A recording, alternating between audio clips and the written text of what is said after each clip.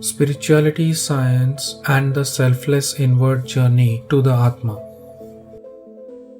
Welcome to my channel All Things Spiritual. I hope you liked my last video. I will link it up so that you can view it. But before we proceed, if you like the content, please don't forget to like, share and subscribe to my channel.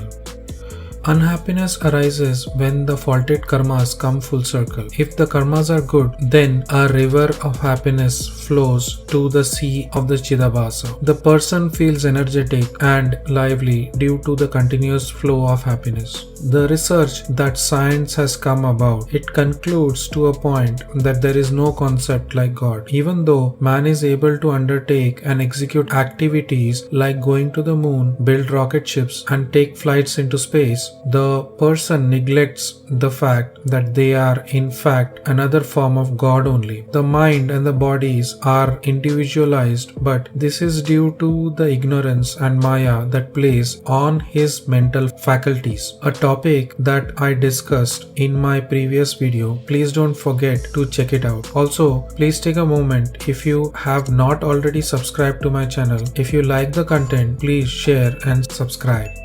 So continuing on, as the ignorance, mind and ego drop for a person, he realizes that he is God or Aham Brahmasmi. Sant Kabir, a 15th century Indian mystic poet and a saint whose saying in Hindi goes this way, Nar aisi karni kare ki nar ka Narayan ho, which means carry out such deeds or karmas that you get to a state of the Brahman, pervasive, infinite, eternal truth and bliss which does not change yet be the cause of all changes. As science progressed rapidly and the man now has everything at his fingertips, this worldly science progressed and tried to find all the solutions to make man satisfied in his worldly pursuits, but it hasn't succeeded in finding a solution to the problems of the mind. The in-depth science that researches at the level of molecular and subatomic particles isn't yet able to invent or discover ways to model or force the peaceful mind. As I discussed before, if the worldly minded turn to God at all, it is mostly for their own selfish and mundane purposes. They seek the gratification of their own desires, hopes, and they do not seek God as truth. Some turn materialistic in the sense that they rely on the objective world to derive transient pleasures and run far away from God. As materialistic mentality gives rise to either atheistic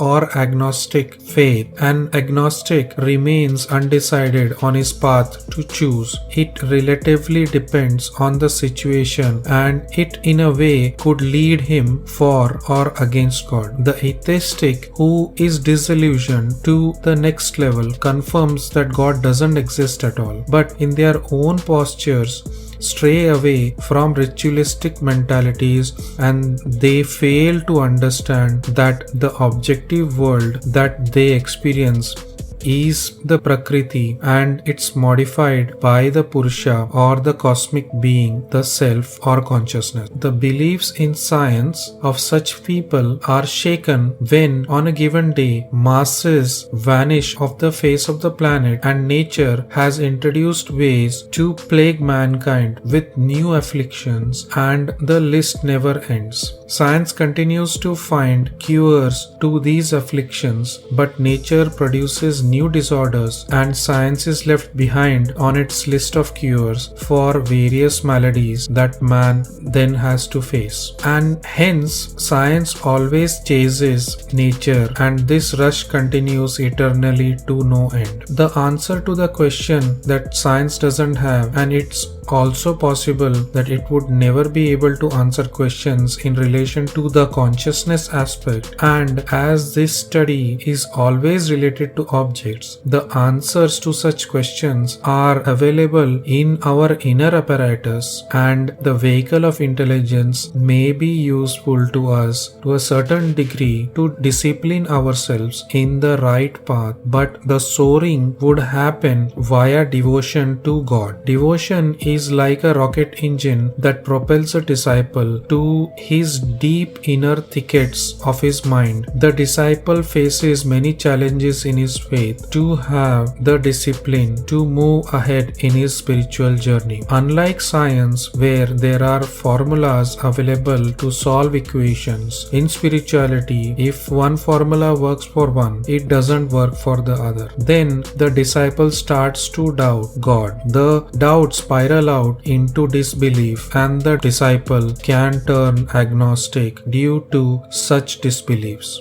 The entry of a disciple into spirituality at no time is due to the need to attain peace, because in his quest to worldly pursuits he fails and then tries to enter spirituality as a rebound to his failures, and feels his world pursuits would get attained if he completes certain rituals or goes to a certain temple on a certain day of the week. The disciple doesn't ever begin his or her search by stating that he needs to find their Atma. There is always something pending for the body, mind, ego that goes unfulfilled, that he equates with the idea that it would get resolved by spirituality. So they go to doctors and charlatans hoping to get fulfillment on a wish that their subtle body so sweetly desires. These charlatans, who are in no way related to God, who just want to provide a quick fix to their clients, are themselves in search of money and fame, and their client is right there to provide it to them. This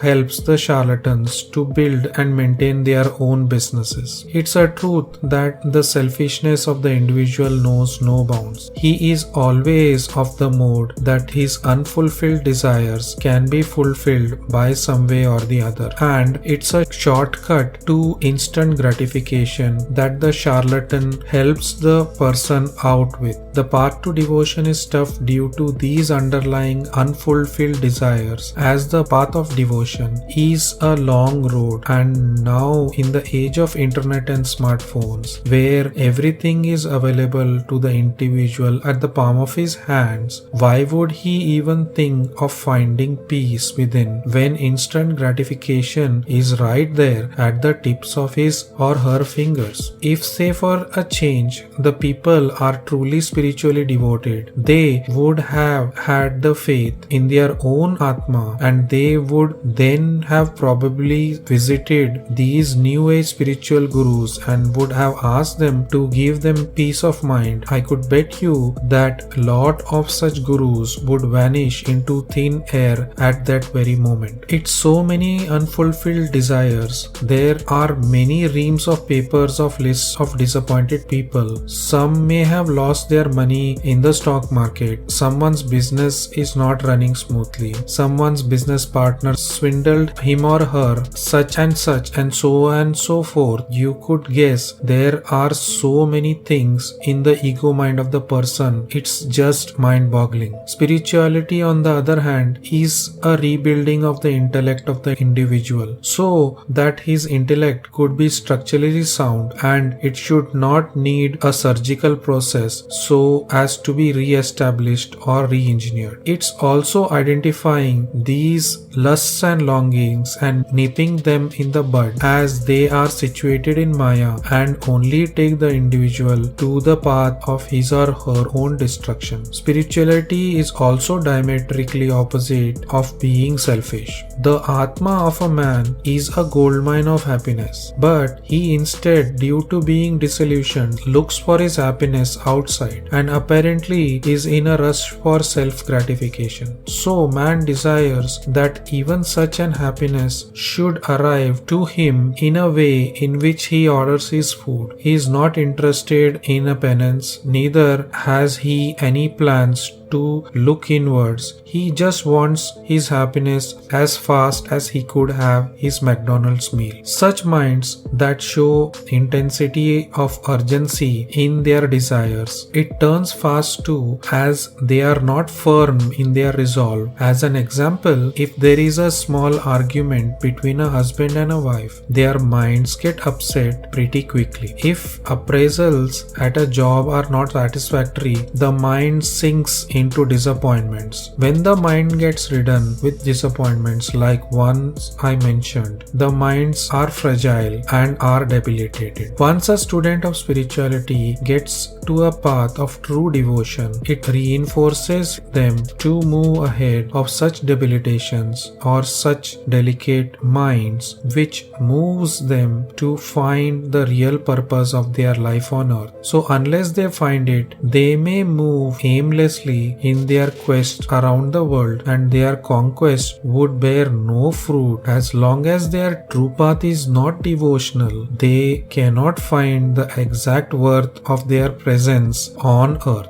For life is sweet. Once path changes to devotion, the person tirelessly performs their prescribed karmas, and they do so with inner peace, fulfillment, satisfaction, and a tranquil mind. And when such a person feels joy, they feel like they haven't aged a day older than 5 years, and they overcome the tragic nature of their being, and they move beyond talks of questioning their destiny, and devotion gets them to surrender, and in this process they become courageous and fearless. Since this is a long drawn out path, society only needs shortcuts to achieve the end results. They are ready to toss money at their new age gurus, somewhat like a business transaction. Such kind of business transaction only gets people into further traps and bondages than what they set out to seek. Even after the business transaction is completed, the mind doesn't achieve any peace or tranquility. It swirls in the midst of its makeup and isn't able to find any middle balance ground. It's